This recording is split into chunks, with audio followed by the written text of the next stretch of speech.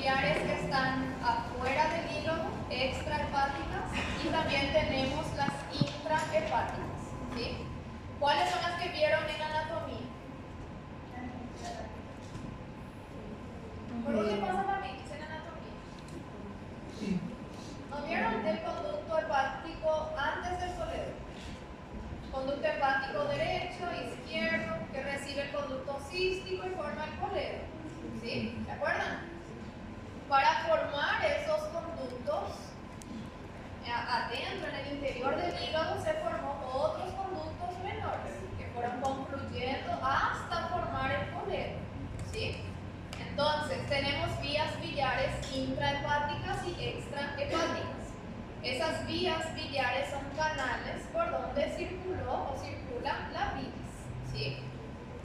Esa secuencia de conductos o de vías biliares tienen que manejar bien. Vamos a tener un primer conducto de menor tamaño que surge en el interior de un lobulilio hepático clásico. Ese conducto de menor tamaño se denomina capilar o canalículo biliar, ¿sí? Ese capilar o canalículo biliar surge en la pared lateral de los hepatocitos. Van a surgir varios capilares biliares. ¿Sí? Es el primer conducto, el primer canal por donde pasa la bilis, ¿sí? Van a confluir varios canales, canalículos o capilares biliares y van a formar un conducto de Hering, que es otro conducto por donde pasa la bilis, ¿sí? El conducto de Hering sigue encontrándose en el interior del lobulillo. Varios conductos de Hering van a confluir y van a formar un conductillo terminal, ¿sí? Ese conductillo terminal es el que se encuentra saliendo del lobulilio hepático clásico, ¿sí? ¿Qué conducto voy a tener afuera de ese lobulilio hepático? El conducto biliar interlobuliar, ¿sí? Entonces, ¿cuáles son los conductos que tengo antes de esto? El conductillo terminal, el conducto de Hering y los capilares biliares, ¿sí? ¿Se entiende hasta ahí? Ese conductillo biliar interlobuliar son 6 por cada lobulilio hepático clásico. Van a confluir varios conductos biliares interlobuliares y finalmente vamos a tener el conducto hepático derecho, conducto hepático izquierdo, ¿sí? Que ya van a salir del hígado, o sea que son conductos extrahepáticos, ¿sí? El derecho y el izquierdo se unen para formar el conducto hepático. ¿Cómo? ¿Quién le llega al conducto hepático común?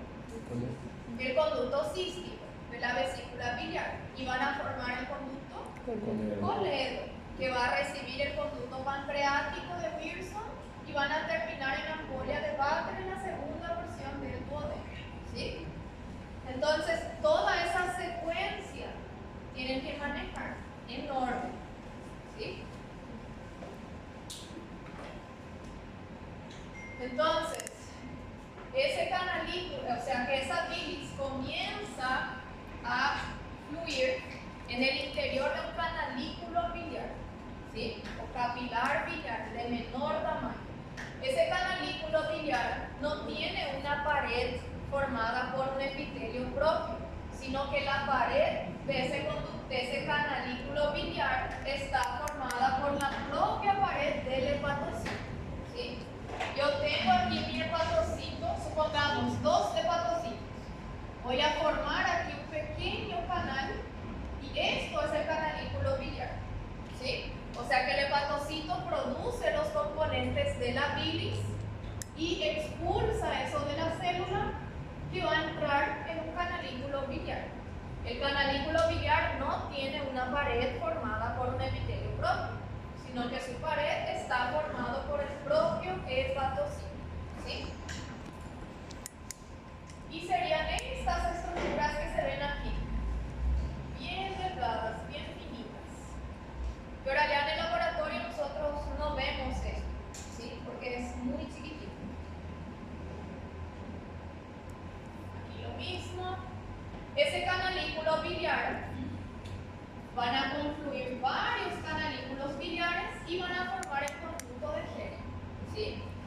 conducto de Hering está formado por un lado por la pared del hepatocito y por otro lado aquí ya comienza a surgir células epiteliales. Esa célula epitelial se denomina colangiocito. ¿Sí? Entonces, si yo pregunto, ¿el capilar o canalículo biliar presenta epitelio propio? No. ¿Quién forma su pared? El hepatocito. ¿El conducto de Hering tiene epitelio propio? Sí. En su inicio también está formado por la pared del hepatocito, ¿sí? Pero después se forman epitelio alrededor, un epitelio cúbico simple. ¿Cómo se llama la célula de ese epitelio? Colangiocito, ¿sí? Colangiocito. El conducto de Hering va a seguir con ¿quién? ¿Quién era su continuación? El terminal. El conductilio terminal es el que va a salir del lóbulo hepático clásico y su pared está formado solamente por colangiocitos, ¿sí? Solamente por epitelio, ya no tiene relación con el hepatocito, ¿sí? ¿Se entiende? Bueno, el conducto de Hering nosotros en la lámina tampoco vamos a visualizar porque es un conducto muy cortito, muy difícil de encontrar, pero tiene una importancia porque alrededor de ese conducto existen células madres, células progenitoras, que es lo que se está estudiando para la regeneración hepática, ¿sí? Que van a ver mejor en fisiología. Entonces, en esta imagen, aquí se ven los hepatocitos. Esto sería el conducto de Hering, ¿sí? Hasta aquí. Yo veo que ya hay un epitelio cúbico simple, que son los colangiocitos, pero antes de formar ese epitelio cúbico, ¿qué tengo? La pared del hepatocito, ¿sí? Por eso el conducto de Hering está formado por dos estructuras distintas. Primero por el hepatocito y segundo después por los colangiocitos, ¿sí? Los conductos de Hering se van a unir y formar el conductilio hepático terminal, ¿sí? Este conductilio hepático terminal, como se ve aquí, su pared sí ya está formada solamente por colangiocitos, que es un epitelio cúbico simple.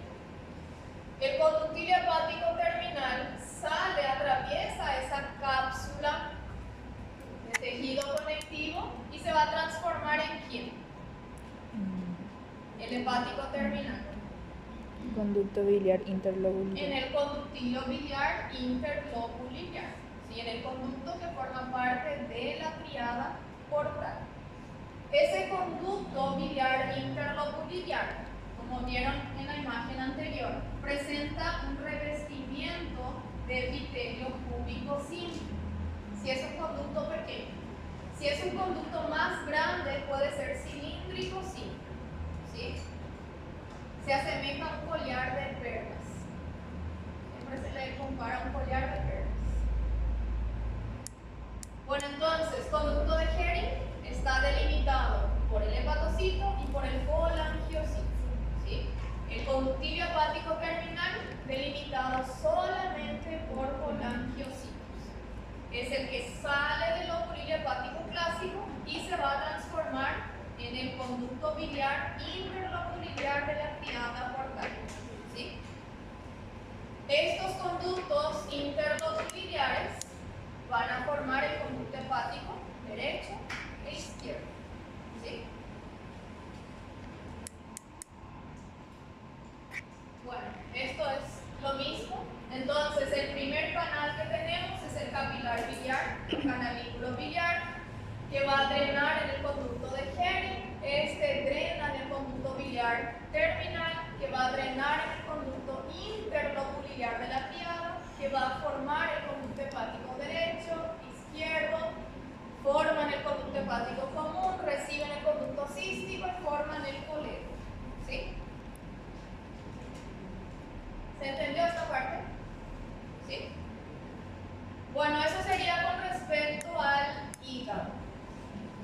parte más larga de la clase. Ahora va a ser más cortito.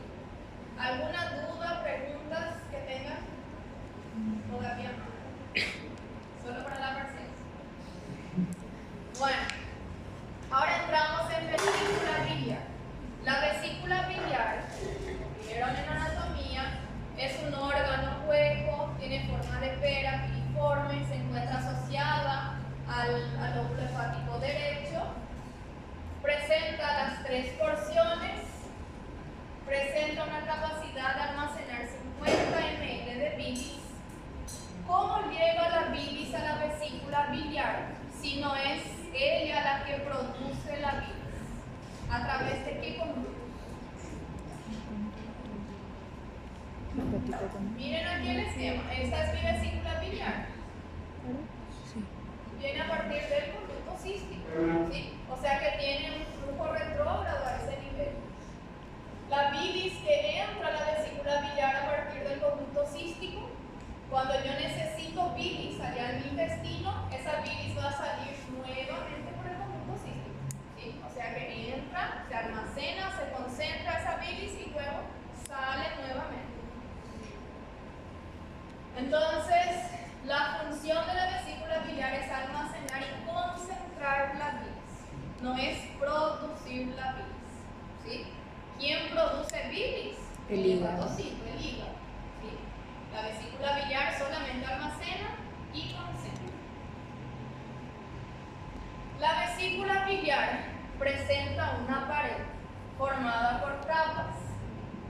La primera capa, que sería esto, se denomina mucosa. Mucosa tiene un epitelio de revestimiento y una lámina propia, ¿sí? Aquí no existe muscular de la mucosa, no hay, solamente epitelio y lámina propia. Por debajo de esa mucosa encontramos una capa gruesa de músculo liso, que tampoco se organiza en capa circular longitudinal, así como vimos anteriormente, sino que son fibras de músculo liso que se encuentran desorganizadas, ¿sí? La tercera capa se denomina subserosa y la última capa serosa. La subserosa es un tejido conectivo con abundante vascularización y la serosa es el epitelio granocito, ¿sí? Esto se pregunta en el examen. ¿Cuáles son las capas? Mucosa, muscular, subserosa y serosa, ¿sí? No se confundan. ¿Qué capas no existen en la vesícula biliar? Sí, no hay mucosa. submucosa y no hay muscular de la mucosa, ¿sí? Aquí nuevamente diagnóstico de órgano vesícula biliar, el epitelio más lámina propia. ¿Qué capa sería? Mucosa. Segunda capa, muscular. Tercera capa, Subserosa. subserosa y por último, serosa. Si la vesícula biliar tiene como función concentrar la bilis, para concentrar alguna sustancia, ¿qué necesito hacer? Si yo pongo en una olla agua y sal y voy a dejar que se hierva eso, voy a concentrar ese líquido, esa sustancia, ¿sí? ¿Qué se pierde? ¿Qué se evapora ahí? Agua. Entonces, aquí pasa más o menos lo mismo. Yo tengo que concentrar esa bilis, ¿sí? O sea que tengo que absorber agua de esa bilis. Si yo necesito absorber algo, ¿qué especialización de superficie tengo que tener en mi epitelio? ¿Quién era? ¿Cilios? Microvellosidades, ¿sí? Entonces, el epitelio de la vesícula biliar es un epitelio cilíndrico simple con microvellosidades, ¿sí? En la lámina propia, incluso en la capa muscular, podemos encontrar unas estructuras que parecen quistes, que se denomina seno de Rokitansky-Askov. Seno de Rokitansky-Askov. Son invaginaciones del epitelio de superficie, este epitelio se invagina y se cierra, ¿sí? Y forma una estructura que tiene relación con la patología, con inflamación de la vesícula biliar, con formación de cálculos en la vesícula biliar, así que van a ver después en anatomía patológica. Entonces, estas estructuras que vemos en la lámina propia, que parecen glándulas, pero que no son glándulas, se denomina seno de Rokitansky-Jaskov, y es algo bien característico de la vesícula biliar, ¿sí? En el examen se puede preguntar en qué órgano hay seno de Rokitansky-Jaskov, en vesícula biliar, que serían estas estructuras que se ven en el. Bueno, ¿cuál es la función de la vesícula biliar? Ya mencionamos que es almacenar y concentrar esa bilis. En caso de necesidad, cuando ingerimos comida rica en grasa, en proteína, la vesícula biliar se va a contraer en respuesta a un estímulo hormonal y libera la bilis al duodeno, ¿sí? Que se encarga de emulsificar la grasa del alimento, de la comida. Bilis, vesícula biliar es solamente eso. Bien fácil. ¿Cuáles son las capas? Mucosa, muscular, subserosa, serosa. ¿Cuál es una característica distintiva de vesícula biliar? El seno de Rokitansky-Jaskov. ¿Qué capa no hay en la vesícula biliar? Mucosa. Muscular de la mucosa y submucosa. ¿Cuál es su función? Almacenar y concentrar bilis. Solamente eso. Y por último, tenemos al páncreas. El páncreas se encuentra rodeado por peritoneo. No, es un órgano retroperitoneal. Entonces tengo que tener algo que le proteja. Así que es una cápsula de tejido conectivo. Entonces está envuelto por una cápsula de tejido conectivo. ¿Cuál es la función del páncreas? Producir hormonas, que es la insulina. ¿Qué más? Participa en la digestión. ¿Para qué sirve el conducto de Wirsung y de Santorini? Para formar y llevar al duodeno el jugo pancreático, ¿sí? Entonces, se dice que el páncreas es una glándula mixta. Tiene función exócrina y endócrina. La función exócrina se relaciona con la formación del jugo pancreático. La función endócrina tiene relación con la síntesis de hormonas, ¿sí? Aquí en el esquema, esto sería el páncreas exócrino. En el interior del páncreas exócrino, el 1% corresponde al páncreas endocrino. O sea que voy a tener acúmulos de células que van a producir hormonas, ¿sí? Que corresponde al 1% del páncreas. El 99% corresponde al páncreas exócrino, ¿sí? Esto sería una imagen de páncreas. Todo lo que se observa aquí es páncreas exócrino. O sea que es una glándula exócrina, ¿sí? ¿Se acuerdan qué tipo de glándula era? Si es simple, compuesta, tubular, acinar.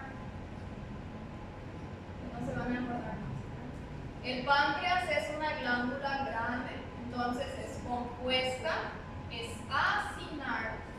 Tiene estructuras que no tienen luz, por eso es acinar. Y como se ve aquí, su coloración es totalmente oscura, basófila. Entonces tiene secreción serosa, ¿sí?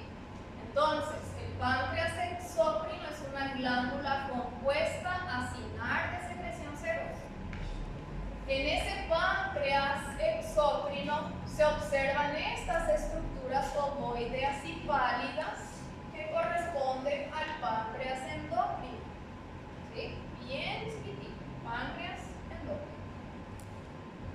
Si yo aumento la imagen en el páncreas exócrino, vamos a visualizar esto. Está formado por acinos. Aquí se ve estructuras con luz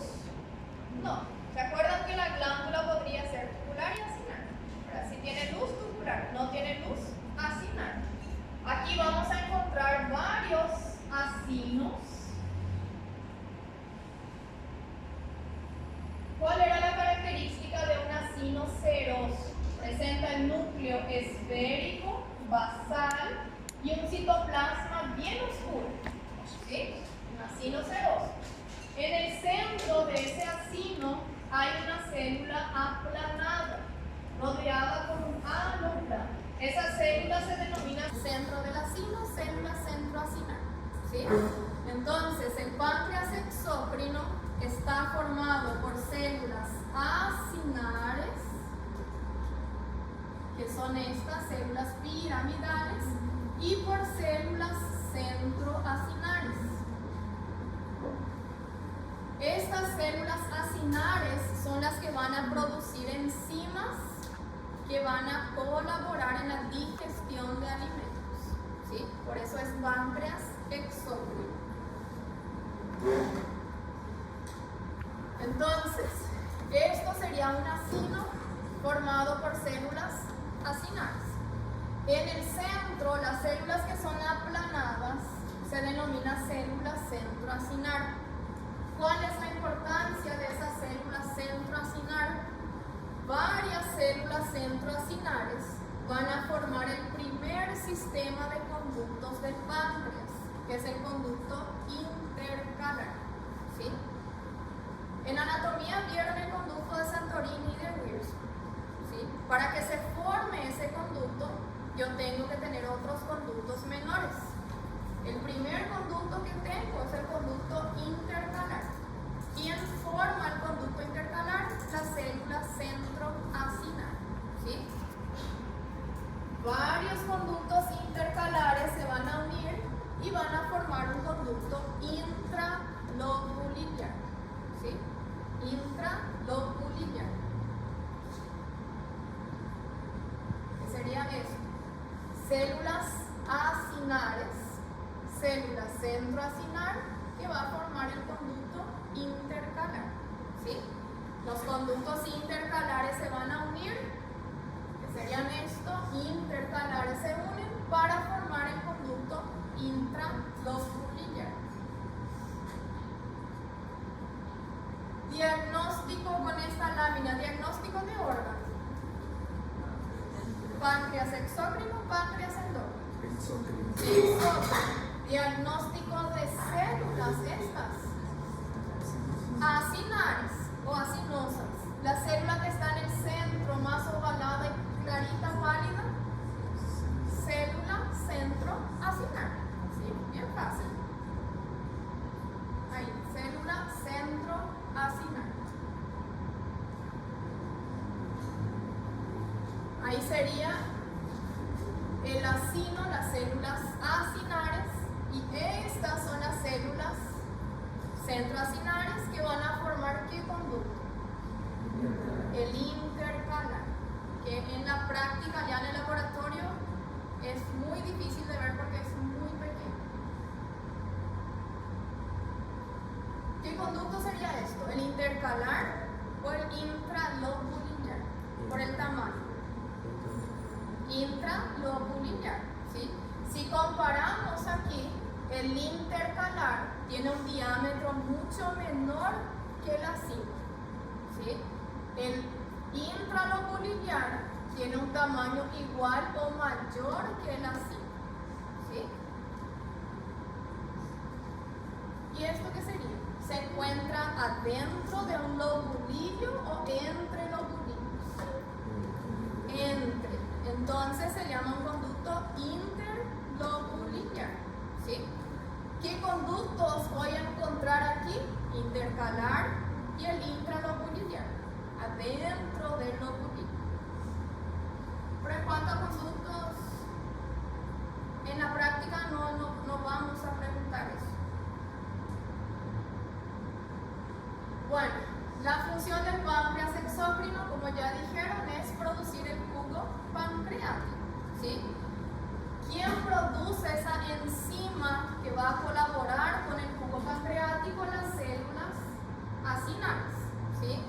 Esas sustancias que van a degradar proteína, la amilasa que va a degradar carbohidratos, sustancias que van a degradar lípidos, se liberan en la luz de los conductos pancreáticos en forma inactiva, en forma de proenzimas, ¿sí? Esas proenzimas solamente se van a activar y comenzar a degradar proteínas, lípidos en la luz del intestino, ¿sí? ¿Qué pasa si mi enzima, mi proenzima, se activa en el interior del páncreas, voy a producir la pancreatitis, que es la inflamación del páncreas, ¿sí? Por eso esa enzima tiene que activarse recién en la luz del tubo digestivo y no en el interior del páncreas.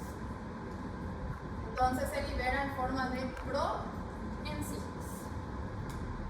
El páncreas endocrino, dijimos que corresponde al 1% del páncreas, son células que van a secretar hormonas. Esas células se agrupan en estructuras ovoideas y pálidas y esa estructura se denomina islote de Langerhans, ¿sí? Que son mucho más abundantes a nivel de la cola del páncreas, no en la cabeza, no en el cuerpo. ¿Qué hormonas conocen que se sintetiza en el páncreas? Insulina dijeron antes. ¿Qué más? ¿Ya escucharon hablar del glucagón? Insulina, glucagón, somatostatina y polipéptido pancreático, ¿sí? Son 4 hormonas que se producen por las células que están aquí en el islote de Langerhans, ¿sí? Si usamos otros métodos de tinción, por ejemplo inmunocitoquímica, nosotros vamos a reconocer que aquí hay 4 tipos diferentes de células. Hay células alfa, beta, delta y F. Pero con la tinción de hematoxilina y eosina, nosotros no diferenciamos a esas células, ¿sí? Diagnóstico de órgano, páncreas. Si coloco una flecha aquí, estructura,